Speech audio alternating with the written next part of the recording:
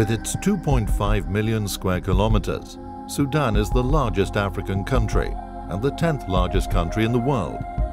There are two major cultures, Arabs in the north and non-Arab black Africans in the south. Since Sudan's independence in 1956, the north has attempted to gain control over the south. Although political and economical motives were given for this, in 1983, another important reason became apparent. In that year, the northern government implemented Sharia, the Islamic law, turning Sudan into yet another African Islamic nation.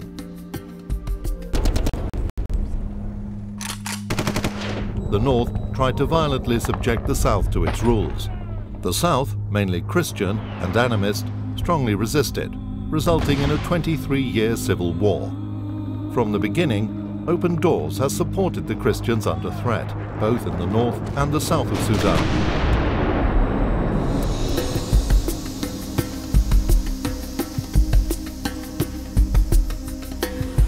I came to Sudan in 1996. We came in contact with the people and we saw the need.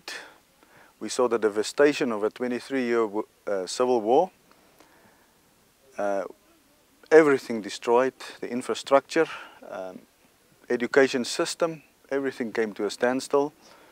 Large-scale displacements and so on, and an immense material and physical needs.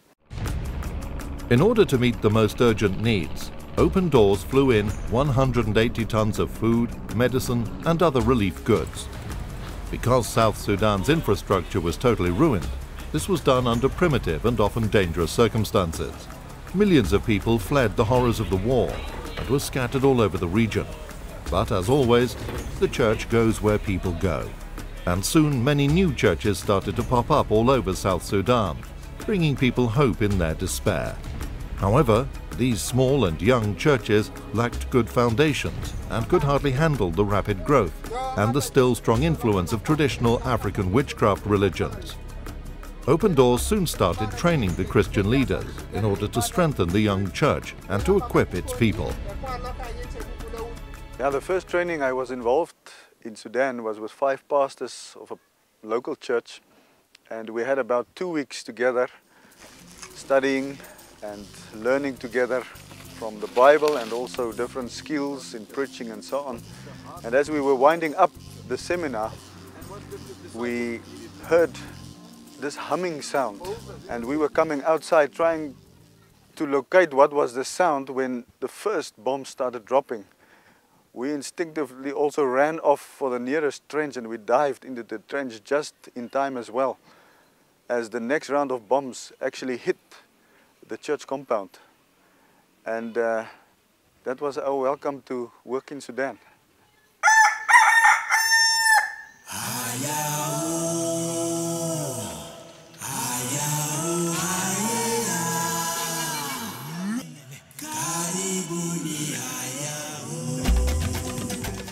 The demand for training became so vast that ideas began to develop to start up a more extensive, permanent training center. Altogether, there are approximately 180 students in 10 different class groups from all over South Sudan, representing the various church denominations. Courses are conducted in 10-week blocks twice a year, and it extends over a 3-year period. The reason why we have these blocks is so that during the rainy season, the students can come back to their home areas in order to do farming, so that they can continue to make a living as well. During these past years, hundreds of students graduated through the different training programs. With 20 years lack of education due to the war and a fast-growing church, it is vital to keep consistent training programs going in order to address the need, as well as to avoid some of the pitfalls that comes with young churches and new believers, where they easily turn back into the old ways of worship, as well as to counter the southbound spread of Islam. In a few years' time, the training center expanded into a large complex with student accommodation, classrooms, a clinic and its own farmland. It was baptized Emanuel Christian Training Center.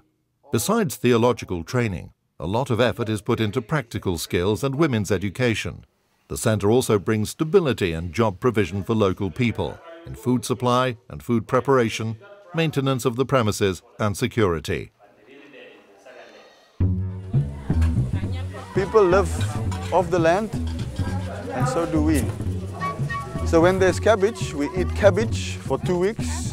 If there's beans, we eat 2 weeks beans. If it's pumpkin leaves, we eat pumpkin leaves for 2 weeks. In Sudan, we don't have electricity and gas, so we cook on the fire. We have no refrigerator, so we buy our meat alive.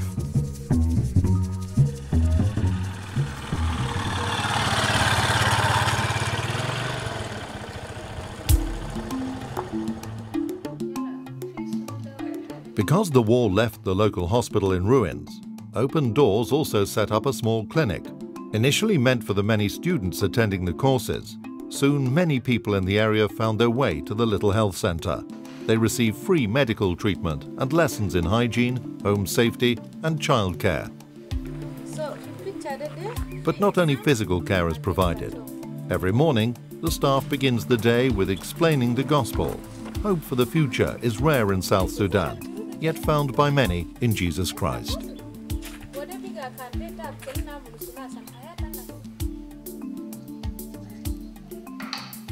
Hygiene is a serious problem.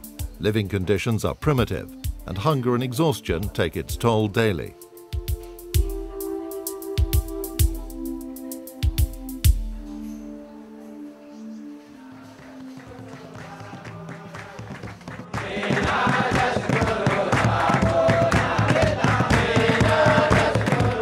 Sudanese Christians literally live by faith because they lack everything else. They are eager to share the hope that they have. After the Sunday morning service, many students go into the surrounding villages, sharing the gospel in churches and at marketplaces. The love of Christ compels them. They find many people eager to listen and respond to the message of Christ. Many come and find peace. David is one of the students. Being a pastor in a remote area, he oversees 13 churches. The Open Doors Training Centre is a refreshing source to him. When I go home, I will put everything that I learned in the training center into practice. I will teach. I will teach all the leaders of the church who are behind there. So the first thing that I want to do is to teach the people so that they may change their old ways into the new ways. The country is slowly recovering from total devastation. Also, the peace agreement put a halt to the southbound spread of Islam. Sudan is considered an essential gateway to the rest of Africa, but now the ongoing Islamization of the continent has encountered serious resistance. Open Doors sees the window of opportunity now that the war has ended. The demand for training was and is still very great, but the war made it impossible to address this need sufficiently. But now the opportunity is here. Our aim is to turn the center into a multi-purpose training facility that can accommodate all our training programs as well as allow for future growth and expansion. We started building over there with mud, some tukels, but now we are building with bricks, and currently we are erecting approximately 70 structures in order to accommodate staff and students, as well as classrooms, office facilities, a library with learning center, as well as a kitchen and dining hall. For future sustainability, Open Doors is in the process of developing a farm and also a local management team in order to indigenize its work, the center and its programs. Above that, Open Doors is developing plans to start 12 regional centers all over South Sudan. Pastors that are trained here at the center go back to their own areas, and on their turn they start programs to train and equip their own people. The demand for training at all levels is so vast that we have to make these programs more accessible to the whole of South Sudan. Sudan is ready for harvest. The workers are many, eager to share faith, hope and love with the people of Africa. The work started with 5 pastors and a bomb, but look what God is doing.